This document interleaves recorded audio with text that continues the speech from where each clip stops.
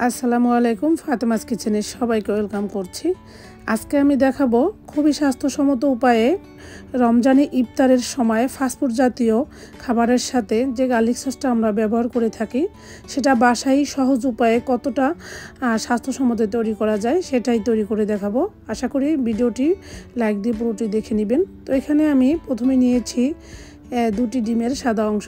ডিম দুটো অবশ্যই রুম টেম্পারেচারে থাকা হতে হবে, ফ্রিজে থাকলে 30 মিনিট আগে নামিয়ে রাখতে হবে।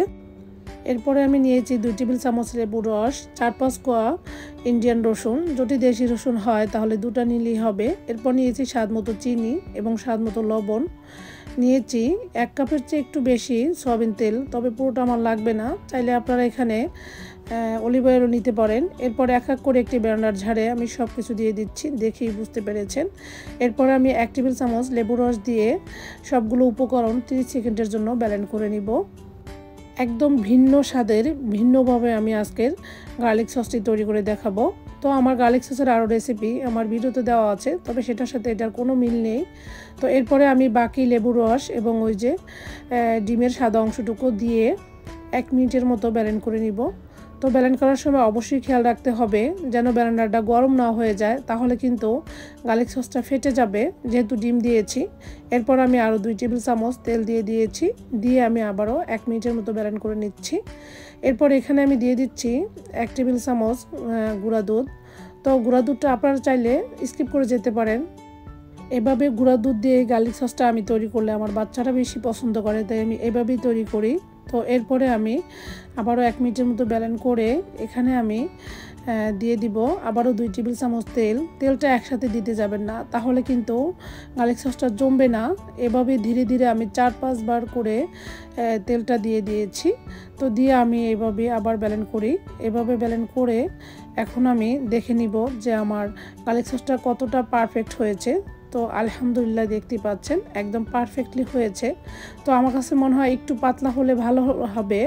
আর আমি দেখে নিব যে লবণ এবং মিষ্টির পরিমাণটা কেমন হয়েছে, সেটা বুঝে এই পর্যায়ে সব কিছু অ্যাড করা যাবে, কোনো রকমের সমস্যা হবে না।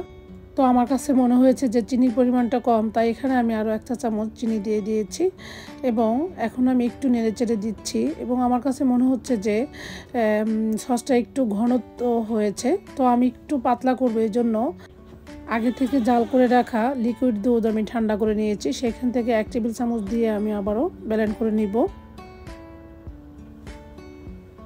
তো এরপরে আমি আবারও একটু তেল দিয়ে দিচ্ছি। তো সর্বশেষ তেলটাই আমি এখন দিয়ে দিচ্ছি। তো এখানে 1 কাপের চেয়ে একটু বেশি তেল ছিল, সেটাই বেঁচে গিয়েছে, এর চাইতে আর বেশি লাগবে না।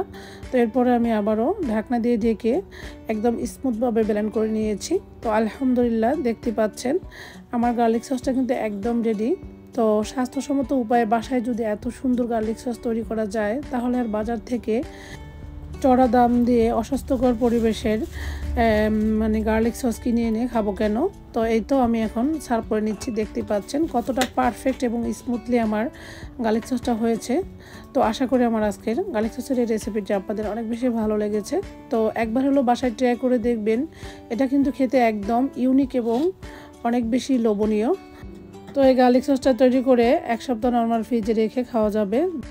তো দেখা যায় ফ্রিজে থাকলে সসটা একটু জমে যেতে পারে, তখন ফ্রিজ থেকে নামিয়ে জাল করে ঠান্ডা করে নেওয়া 1 টেবিল চামচ দুধ এবং একটু চিনি লাগলে চিনি দিয়ে মিক্স করে খেতে পারবেন। তো আমি 2টি কাচের কৌটায় এভাবে ভরে নর্মাল ফ্রিজে রেখে দিব 1 সপ্তাহের জন্য। তো আজকে এই পর্যন্তই, আল্লাহ হাফেজ।